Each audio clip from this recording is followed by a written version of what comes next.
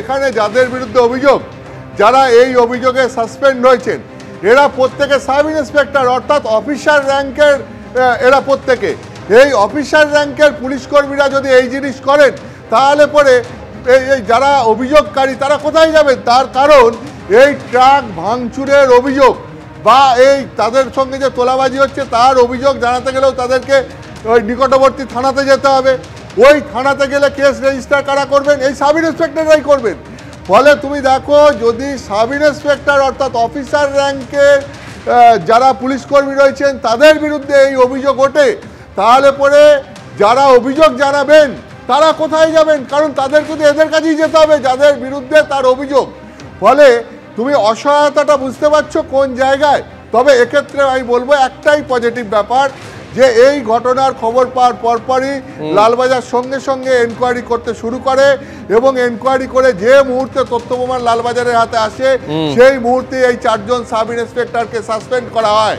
তবে যেভাবে এই সাব ইন্সপেক্টরদের যে আচরণ, যে ঔদ্ধত্য, যে স্পর্ধা এরা দেখিয়েছেন, এইটা দেখানোর সাহস তারা কোথা থেকে পেলেন, এটা নিয়ে প্রশ্ন উঠছে। পুলিশ পুলিশ কেন? ওই মানে এই গাড়ি দাঁড়িয়ে আছে, ভেঙে দিয়েছে রাত্রিবেলা। ছিলেন গাড়িতে? হ্যাঁ। হ্যাঁ, পুলিশ এসে হঠাৎ হাম্বার দিয়ে মারলো একদম। দেখছেন কত মোটা মোটা কাজ আছে হাতে, দেখেন হাতে লেগেছে, পায়ে ক জায়গা ফুটে গেছে। কিছু বলছে না, শুধু এসে মানে যেমনি চার্জ করে দেয় সব। গাড়ি দাঁড়িয়ে আছে এখানে বলে টাকা, মানে টাকা তো এমনি কিছু বলবে না। তুমি যদি নিয়ে দিয়ে দাও তাহলে ঠিক আছে, না টাকা তো কেউ চায়? হ্যাঁ, এই ঘাপা ঘাপ ভেঙে নিউ আলিপুরে ট্রাক চালক এবং ট্রাকের মালিকদের বিক্ষোভ একেবারে দেখতে পাচ্ছি। কারণ হচ্ছে এখানে পরপর যে ট্রাকগুলো দাঁড়িয়ে রয়েছে সেই সব কটা কাঁচ ভাঙা অবস্থায় রয়েছে।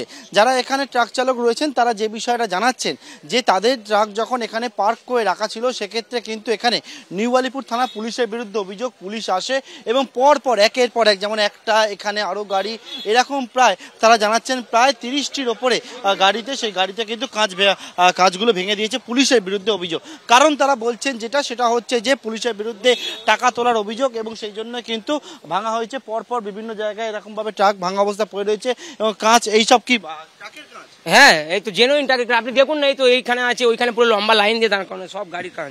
বাংলো নিউ আলিপুর থানার অফিসাররা। কেন ওনাদের বক্তব্য, আমরা রোডে গাড়ি রাখবো না, গাড়ি কোথায় রাখবো, ওনাদের সঙ্গে আন্ডারস্ট্যান্ডিং করতে হবে। মানে আমাদের কিছু একটা ব্যাপার আছে ওনাদের সঙ্গে, যেটা আমাদের বসে মিউচুয়াল করতে হবে, সেটা টাকার ব্যাপার হোক। আর ওনারা পার ডে আসছে মদ খেয়ে, মানে প্রায় এটা প্রতিদিনের রুলস হয়ে গেছে যে মদ খেয়ে যেতে ওনারা এরকমভাবে অত্যাচার করবে। তাও যদি দিনের বেলা আসতো একটা আলাদা ব্যাপার, আমাদের সাইডিং সব মালিক থাকে, যখন গাড়িতে লেবার খালাসিরা থাকবে তখনই এসে এইভাবে অত্যাচার। এবং এরকম দেখতে পাচ্ছি যে এখানে একেবারে প্রচুর যে কাঁচ, সেই কাঁচ জড়ো করে তারা বালতির মধ্যে রেখে দিয়েছে। পরপর যে গাড়িগুলো রয়েছে সেই সমস্ত গাড়িগুলোর কাঁচ ভাঙা অবস্থায় রয়েছে। এখানে আরও পরপর যে শাড়ি দেওয়া যে গাড়িগুলো রয়েছে দেখতে পাচ্ছি, সেই সব গাড়িতে কাঁচ ভাঙা অবস্থা রয়েছে। এবং ট্রাকের যারা ট্রাক চালক, অন্যদিকে যারা ট্রাকের মালিকরা, তারা রাস্তা অবরোধ করেছিল, সেই অবরোধ পুলিশ তুলে দেয় সম্পূর্ণভাবে কাঁচ ভাঙা অবস্থা। কে ভাঙলো? পুলিশ পুলিশ কেন? ওই মানে এই গাড়ি দাঁড়িয়ে আছে, ভেঙে দিয়েছে রাত্রিবেলা। ছিলেন গাড়িতে? হ্যাঁ।